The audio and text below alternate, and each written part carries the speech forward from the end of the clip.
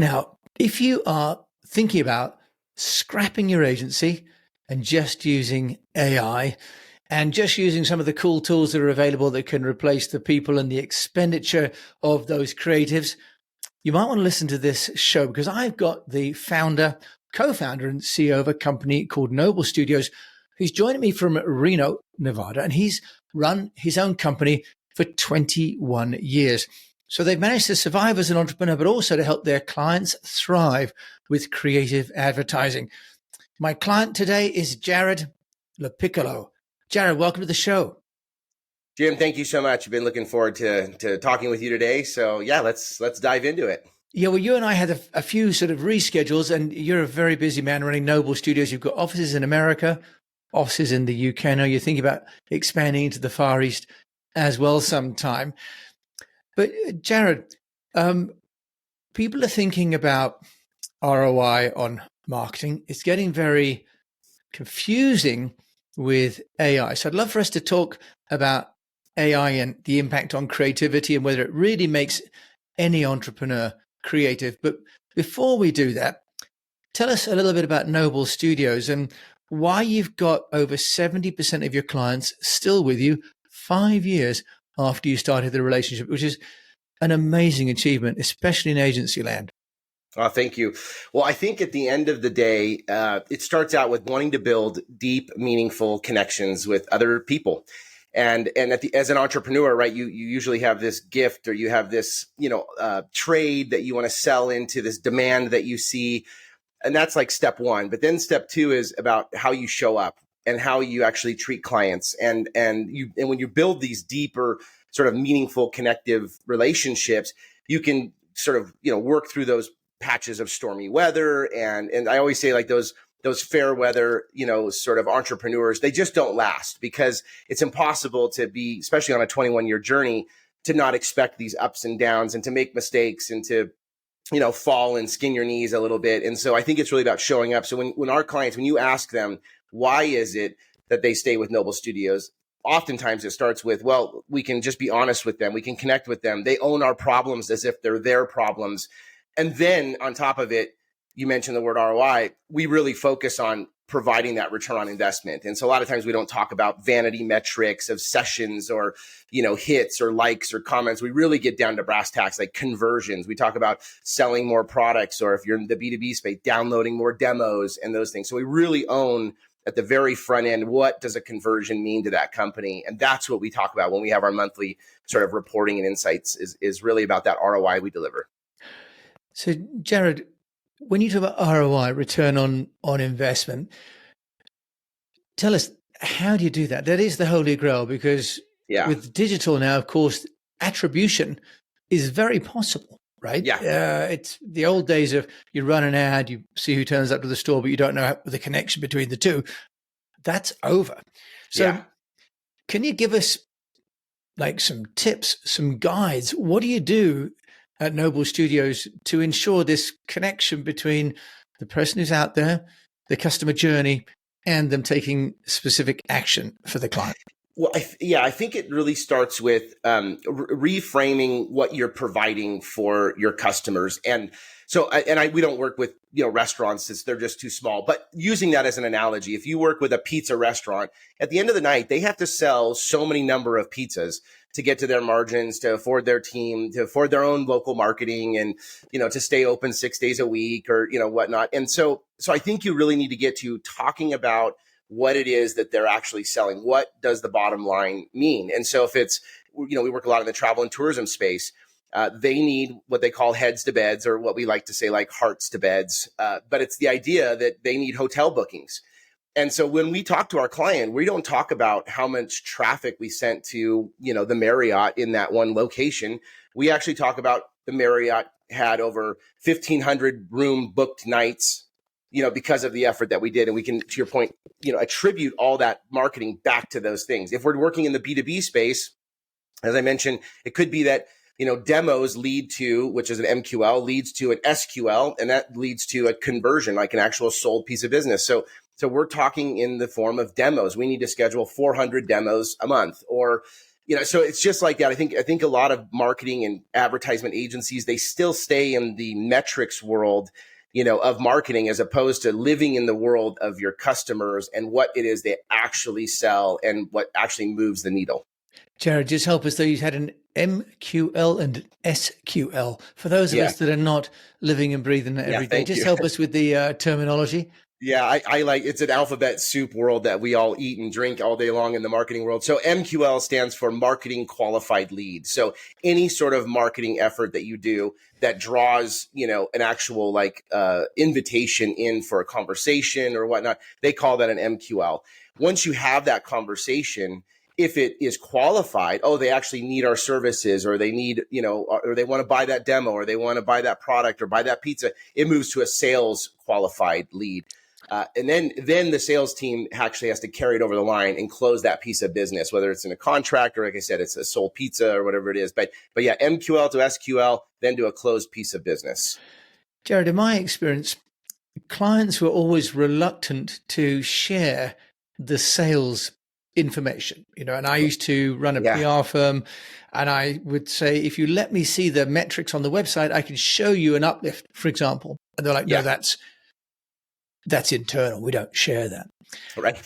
What's your advice for entrepreneurs that are holding agencies at arm's length like that? Yeah, it's an age-old problem, right? You see that, and you know what, it started really in the sort of big corporate world, I would say in the 60s and 70s, when you had these very active sales teams, and then you had this marketing team, and they were always separate, right? In different buildings. They never communicated with each other.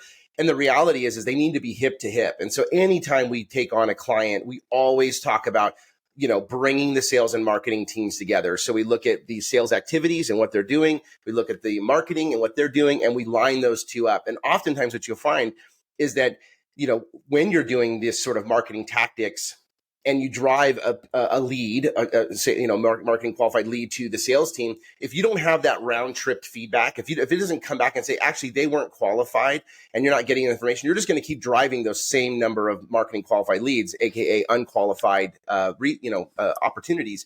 So you really need to close that gap. And it takes a few months. It takes anywhere from like 3 to 6 months to really dial that in. And then once you get the sales and the marketing teams working in harmony, that's when you start to really mine those channels and mine those opportunities and those campaigns. And that's where the lift really starts to happen. So if I could sort of maybe take away from that the key insight for anyone listening to this is to let the agency in. If you had them as a partner, treat them not as a supplier, but as a real member of the team, right? Because I remember being so frustrated by that. And I can see as well, Jared, on your website, which is noblestudios.com. Yes. That you've got quite a range of services, and you've had the agency for over 21 years. So credit to you for that. You've got everything from brand strategy to marketing analytics. Now, why are you not focused on just doing one thing? Because it's kind of fashionable to have one service, own that and be niche. But are you not following that advice, Jared? You've got a large range of services. This is great. So as we extended into the UK with our office, which we did about 6 years ago, we decided you could either lead by service, by geo, or by vertical. And we decided let's lead by service, in the sense that we only wanted to be performance marketing in the UK. One, because you Brits are so damn clever and creative that we couldn't compete on that level of branding and wit.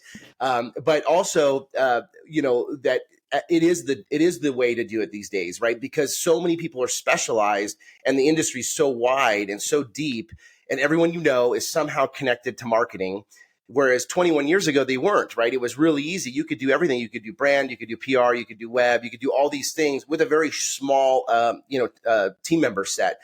And what we found, though, as we grew, when we can be that sort of record agency where we own all the creative, when we can own all the digital experiences and create websites and landing pages and meeting the users where they're at digitally, and then we can own the performance side, we're the most effective for our clients. I think if we were to start over today as an agency, I would probably go a lot more specialized. It's easier to focus your attention, your skill building, where you go for conferences, what conversations you have with clients. But because we started 21 years ago, it's natural that we have all these services. And so now we've built partners around these services as well. So when the core team hits capacity limitations or whatnot, we have this really great group of partners that we can bring to the table to extend those services that much further.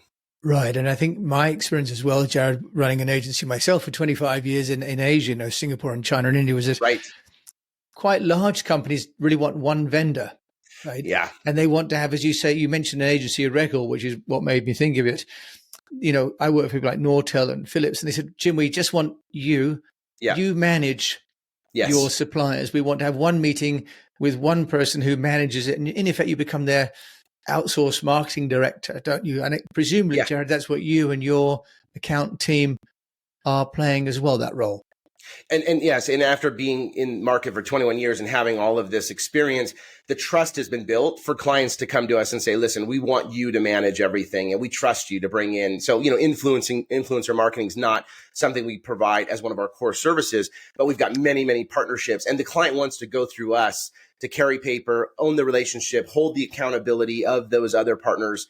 But I would say, again, starting out today, I'd probably go into one niche field. It's a lot easier to control and manage. And that depth of knowledge you need for each service line just goes deeper and deeper and deeper. And so what I think is if you were to start an agency today as a full service agency, it would be quite difficult.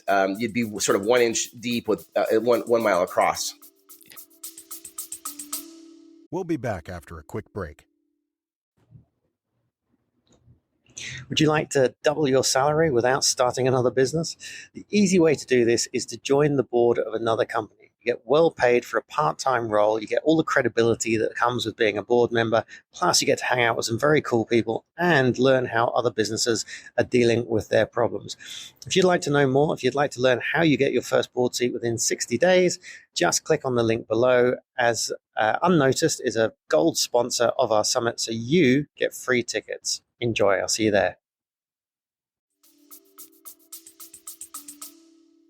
Jared, we've got to move a little bit into the conversation around AI. I started this at the beginning because if you're like providing strategic counsel and a portfolio of services to the client as you are, I think you're fairly safe because AI is not going to do that for anybody. Right. But help us with your view, where you see AI impacting the ability of entrepreneurs to co-create with AI, self-create, to do away with the like bespoke service. What's your view on that?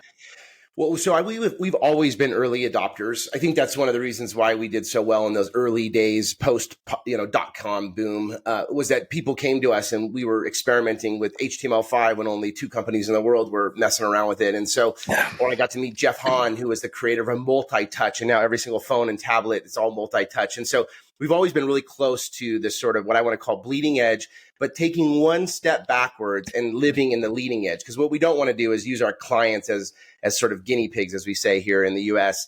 But in terms of AI, when we started to see the rumblings of this coming about almost 2 years ago, we really thought, okay, let's treat this like any other technology revolution, any other tool advancement, in that let's lean in really hard. Let's understand it. Let's remove any sort of skepticism or, biases that we might have around it. And let's start to really sort of mature ourselves in it. So we bought all the different licenses for the Midjourneys to the Dollies to, the ChatGPTs, and extended that to our team. We created an AI task force, which included about 5 individuals on our team, multidisciplinary individuals coming from, different areas within the company that they meet on a monthly basis. We created a point of view, around AI. We even involved our legal counsel, and we created a matrix of all the different tools and the terms of uses so we could properly communicate to our clients when we're using AI. So this was sort of the foundational setup of how we could adopt it. Now, what's so great is, which everyone sort of experienced, is that AI has been acting as sort of an optimizer or an efficiency, time saver, right? Maybe even like a notch up in terms of quality. But what we're finding is that because we're so leaning into it hard, that it's actually giving us a lot more time to be creative, to experiment. We're pitching ideas to clients, and we're able to generate imagery of what that potential campaign could look like, or ideas. We do a lot of photo shoots and video production shoots And so we're actually creating, instead of just a set list that you would type up, we're using a photographer's set list. So we're actually pre-building all of the different photos of the people we want, the diversity that we need in there, the camera angles, all those things. And then we're exposing that to the client. We're getting sign off on that. And then we're working with the photography and videographer crews to say, okay, here's your shot list. Let's do it with real humans. And so it's allowing us to really own a more of a creative process than just thinking of it as an efficiency tool. You did mention in there, Jared, about we're going to do the photo with real humans. Yes. Why does the client still need real humans? Because they've got all the illustrations, they've got the graphics. Why not just go live with the renders? I mean, that's what people are now doing with avatars like from HeyGen or Synthesia, for example. Yeah, I think at some point there's a line that gets crossed, and humans and people just can see through that it's artificially generated, and so we're really trying to subscribe to the artificially assisted as opposed to the artificial generated. And there's something of value that this can't be created, that anyone else can't create this. And so there's this level of originality, this level of ownership. At the end of the day, competitors, when you're competing from one company to another, they want to be able to own something that can't be created on their own without the level of effort and strategy and thinking and foresight and expectations and measurables. And so I think, using it as a tool to build to a final product, but then the actual final product itself is human generated. I think there's a big competitive advantage to that approach. That's a great insight. Thanks for that, Jeff. And of course, I guess the other thing, Jared, is that we've got this issue where you don't necessarily own the IP rights if you've created it artificially. So you could end up with a photo shoot for a client that someone then sues you for. Yes. And thank you for bringing that up, Jim. That's why we created that matrix with our legal counsel, because we wanted to understand the terms and use and rights of these images that we are creating, or of this content that we are creating. And a lot of times, to your point, you don't own it in its full, context. Instead, you own portions or you own a snippet of it. And the last thing we want to do is see the same, say, for instance, image that we generated that's on a billboard advertising, to come to Yosemite. And then all of a sudden we see that on a dentist office, or something like that. And so we've got to, it's just similar to the iStock photo days, right? Or the Getty Images days. You got to be careful that you want a limited use of that. And you don't want to sit there and maybe make that your hero image for your video, because, your brand is so important. It needs to stay original. It needs to connect with the audience. And so, so all those reasons are reasons to use the tool, but not have the finished product be totally AI generated. Jared, I'm gonna try and say your surname correctly, LaPiccolo. Yes, you've got it. Perfect, yeah. LaPiccolo. I apologize. I think I rather did an English trick on it earlier, which is sort of mispronounced. No, it worked. I'll answer to anything, by the way. So I like to try and do service. Jared, I also would like you to just take us through sort of a bit of a case study of what does work, because many of us don't get a conversation with someone like you about, what would be a successful marketing campaign. Obviously, you've got so much experience, but for those people that want to see this on YouTube, you can see there's a great set of case studies at noblestudios.com. And I've got in front of me one about, it's called it's the Grand Canyon helicopter tours. Yes. Jared, I wonder whether you could just give us some of the top line hallmarks of this campaign and why it works, so that we can learn what are the hallmarks of a successful campaign. Yeah, absolutely. Well, I think it starts with the brand. And if you think, the way I define a brand or see a brand is it's the first experience you have with the brand, the last experience you have with the brand, and the worst experience you have with the brand. And so if you start with that as the foundation, that it's basically every time you have a touch point with the brand, it needs to be consistent and it needs to fulfill on your expectations. That leads you then into campaign work. And so the goal is, like, imagine you're in Las Vegas, and this is where Papillon is. You're in Las Vegas. You've heard about these Grand Canyon tours because they fly, I think, 38,000 flights into the Grand Canyon every year. They're the largest helicopter tour company in the world. But you've heard about this. So you're imagine you land in Las Vegas. You're like, I'm interested in you're seeing them buzzing around like, big mosquitoes in the sky. Right. And you're like, I want to do this tour with the family. And you go to the concierge, at the front desk, and they tell you that, hey, we have these Papillon tours, you can go to the website here. Or you happen to be in the hotel room and you're searching online and you type in Papillon Tours or you type in Helicopter Grand Canyon Tours.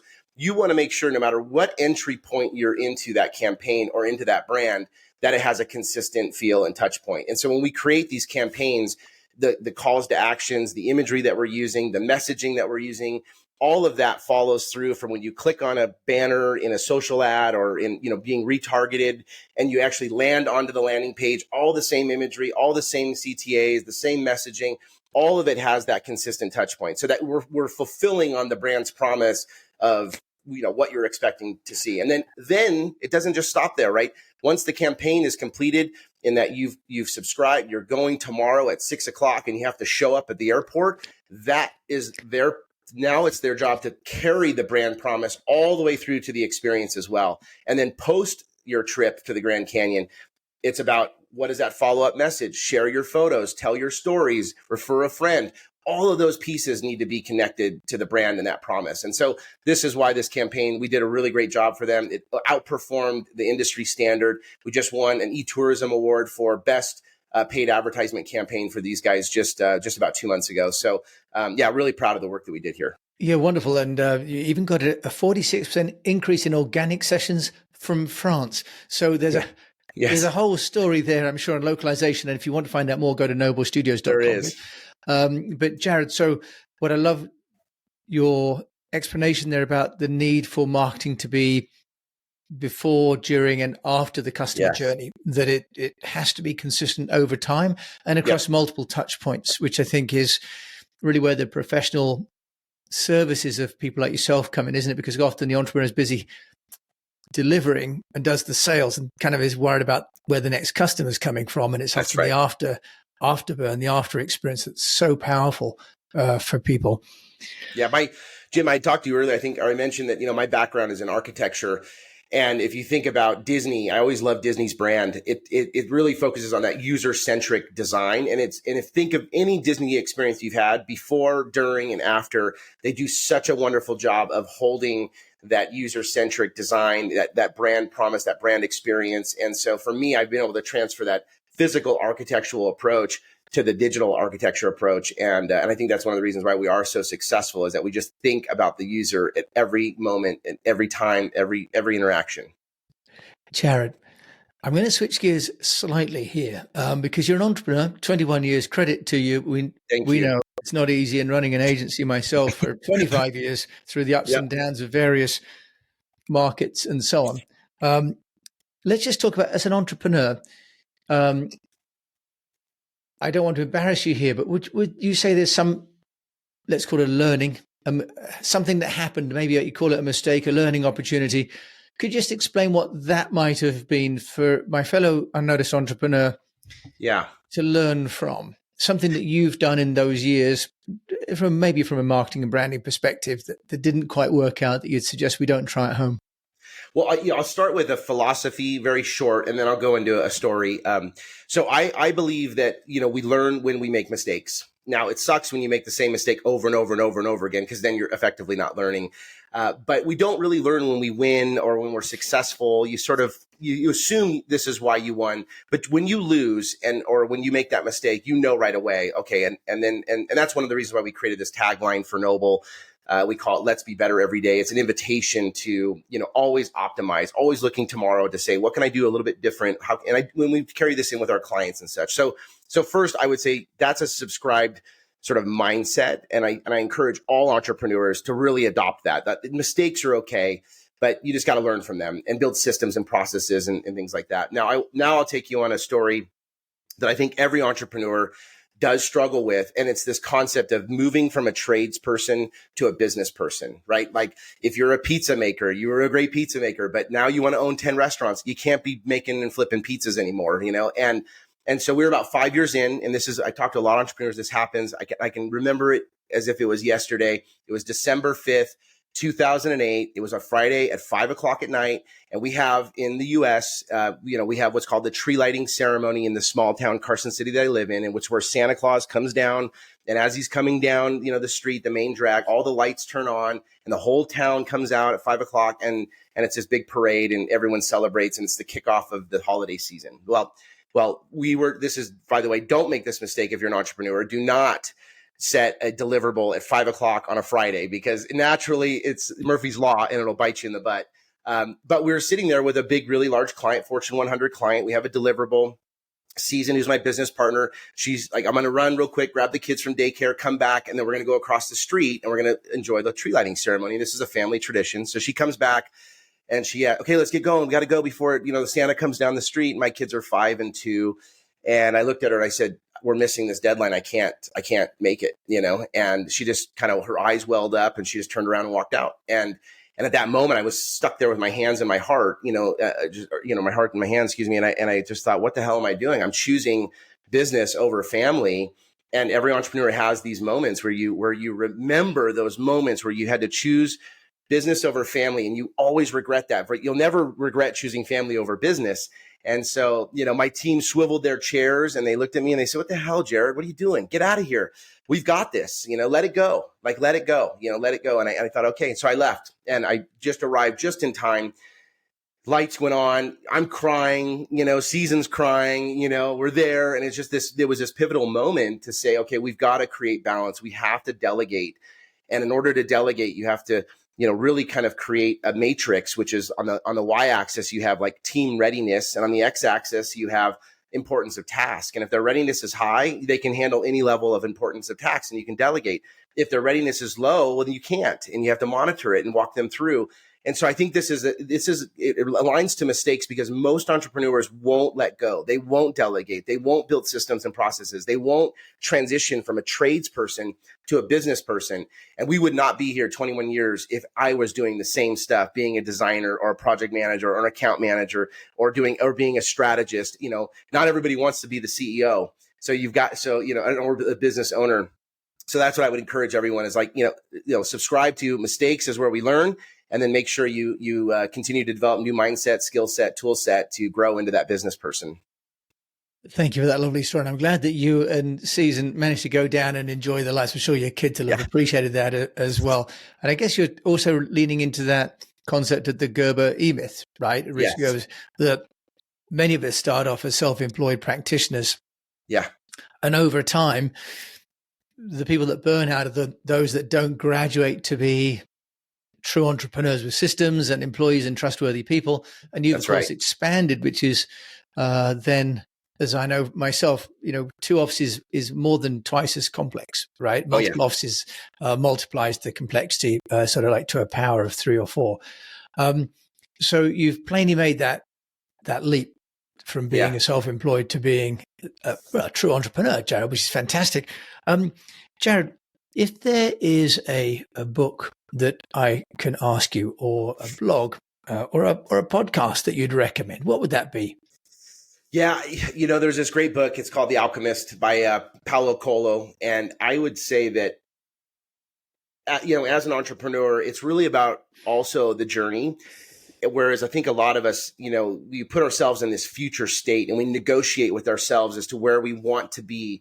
And the reality is the journey is actually probably more important than the actual end state. And so it's okay to set a waypoint, or a direction on the compass to go after. But I really think it's about enjoying the journey. And The Alchemist really talks about finding our own personal legend, and it's really all this journey. And yes, at the end, there's this reward for the journey, but it's really about the journey and the life lessons that we pick up along the way and stuff. So I highly encourage anyone. I read this book about every 5 years, and I find I pick something else out of it because the journey continues to change for us, especially as entrepreneurs. And so that would be the one I'd recommend. It's a really great book.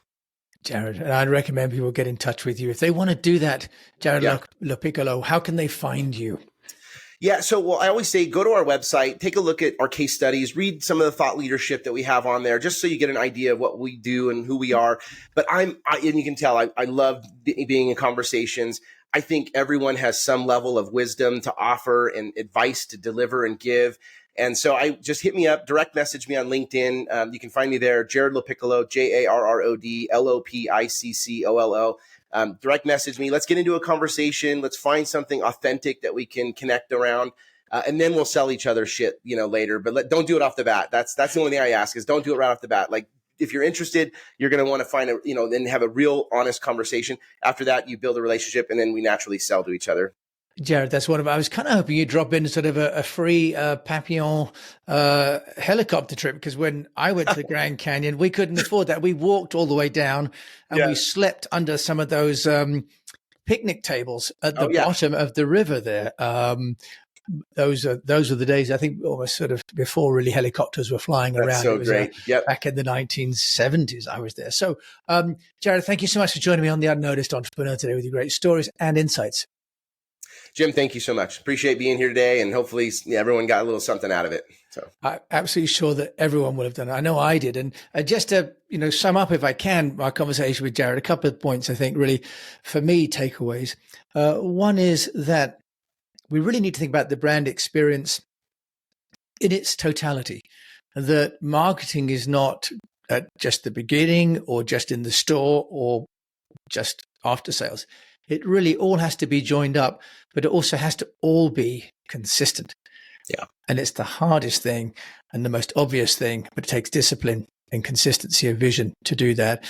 And I think this other point about mindset, that there aren't mistakes, there are learning opportunities, and that we've got to keep embracing those, because as entrepreneurs, the only way to grow a business is to grow ourselves. So thank you for joining me, Jim James, based here in the west of England in Wiltshire. Jared was in Reno in Nevada. And if you've enjoyed this, do please share it with a fellow unnoticed entrepreneur, because we don't want anyone to go unnoticed. And if you can leave a review on the show site, that would also be wonderful. Until we meet you again, just encourage you to keep on communicating.